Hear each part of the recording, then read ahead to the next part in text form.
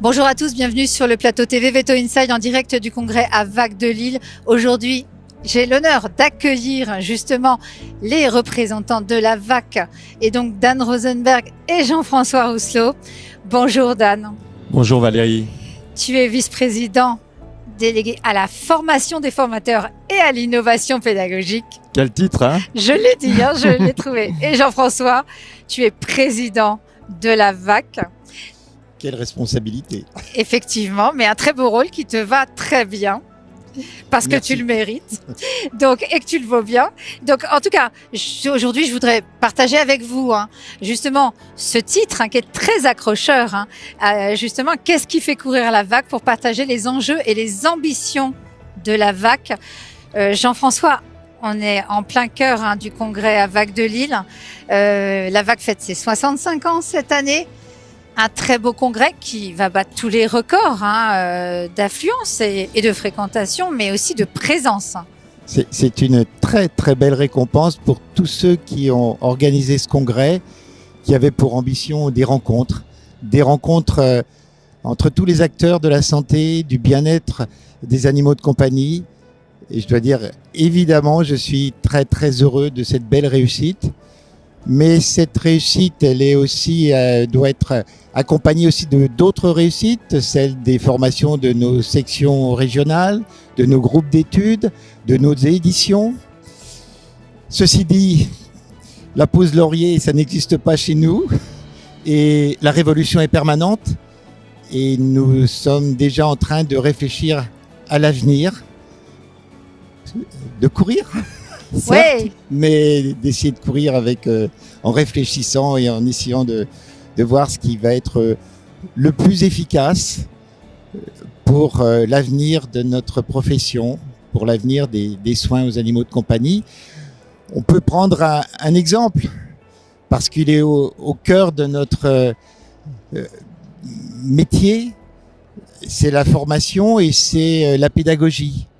Et Dan est là pour justement nous dire ce que la VAC est en train de créer pour la pédagogie de demain. Alors Dan, justement, pour rebondir sur ce que disait Jean-François, en quoi la VAC est-elle si moderne du point de vue de l'innovation pédagogique et historiquement parlant même?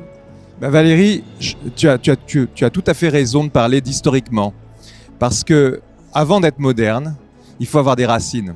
Et les racines de la VAC, c'est la CNVSPA, c'est les pères fondateurs qui, il y a 65 ans plus, en fait, se sont aperçus qu'ils avaient des besoins de formation et se sont donc organisés pour couvrir ces besoins. Et bien évidemment, on a une certaine suffisance en se disant qu'on fait plutôt des approches didactiques un petit peu modernes actuellement. Mais en fait, c'est juste copier ce qu'étaient ces monsieur Jourdain-là, c'est-à-dire partir des besoins de formation. Chaque élu de la VAC va exprimer des besoins de formation qu'il ressent parce que beaucoup sont des praticiens ou des enseignants-chercheurs. Et puis, ils vont ensuite transformer ça en objectifs pédagogiques. À partir de ces objectifs pédagogiques, on va construire un programme. Et ce programme, ça n'est pas qu'une série de lignes finalement. C'est aussi un choix de méthodes pédagogiques. Ces méthodes d'ailleurs pouvant être à la fois présentielles, non présentielles, assistées par l'informatique. On y vient aussi. Il faut en tout cas choisir la bonne méthode pour le bon objectif. Et c'est la même chose pour le formateur. C'est-à-dire qu'il n'y a pas les formateurs stars, les formateurs non stars, etc. À la VAC, il y a le bon formateur. La pédagogie finalement qui prime et aussi la qualité aussi du oui, formateur. Mais on est dans un métier et donc on doit avant tout avoir un très bon scientifique. Mais tu as totalement raison, Valérie. À niveau scientifique égal, peut-être une des multiples particularités de la VAC, c'est toujours de choisir le meilleur pédagogue. Merci Dan en tout cas. Jean-François, un siège social donc basé 40 rue de Berry à Paris dans le 8e avec une quinzaine de salariés et un permanent, environ 260 élus. Est-ce que ce mode de fonctionnement va permettre justement à la VAC de continuer à vivre comme cela pour toutes les années à venir? On l'espère.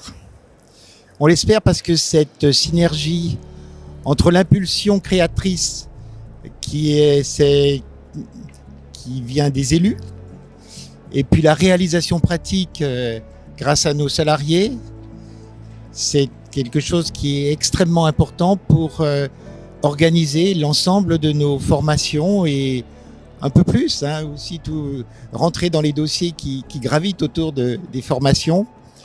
Et cela n'est possible que si les praticiens, les praticiennes ont cette envie, comme nous, de façonner notre actuelle profession et ce qu'elle deviendra ensuite. Et il faut nous rejoindre, parce que la VAC, c'est avant tout les vétérinaires. On est une association, il n'y a pas d'actionnaire, il n'y a pas de... Donc, tout à fait, on est indépendant, on recherche l'excellence pédagogique, on est amateur de convivialité, confraternité. Et bien sûr, on espère être le plus nombreux possible. Et puis, bon, oui, les élus sont très importants. Donc, en octobre 2024, il faut passer le pas, venir nous rejoindre en tant qu'élus pour pouvoir faire avancer la VAC, faire avancer l'outil. Et puis, justement, le faire avancer selon vos souhaits. Donc venez me remplacer, venez remplacer Dan, venez rejoignez-nous. Nous rejoindre. Voilà. Merci Jean-François. Donc effectivement, la VAC, c'est un lieu de rencontre, on l'a bien compris, humaine et aussi intellectuelle. Et justement, alors Dan, quels sont les moteurs de la VAC finalement ? On l'a déjà presque un petit peu dit et moi je peux apporter sans doute qu'une réponse restreinte, disons pédagogique, tournée vers la formation. Donc je vais essayer de dire quelques mots, mais je pense qu'il faudra ensuite se tourner vers Jean-François pour élargir. Mais si je parle de moteur pour la VAC, je crois qu'en fait il faut parler de moteur en termes de besoin de formation pour la profession.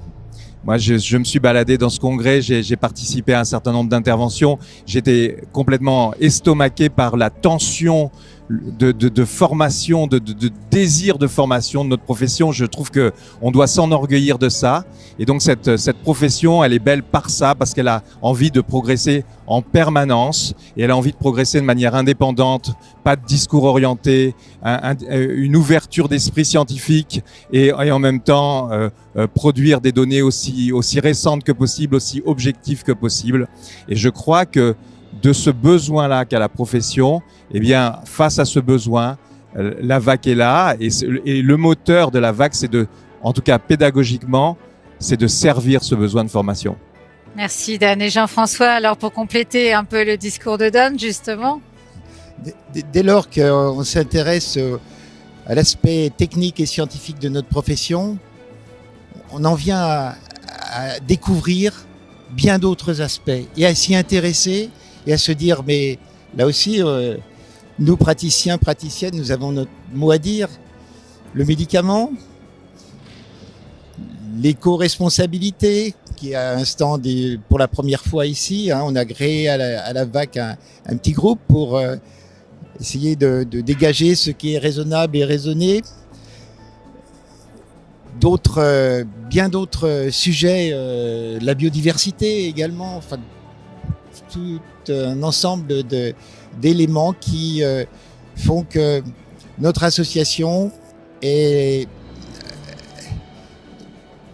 prête à être dans l'avenir et dans la mouvance. Et dans la mouvance, voilà, de la profession, à s'adapter, parce qu'à l'évidence, il y a une modification de nos établissements de soins vétérinaires, ça, et bien, il faut s'adapter aussi. À chaque jour, il faut s'adapter.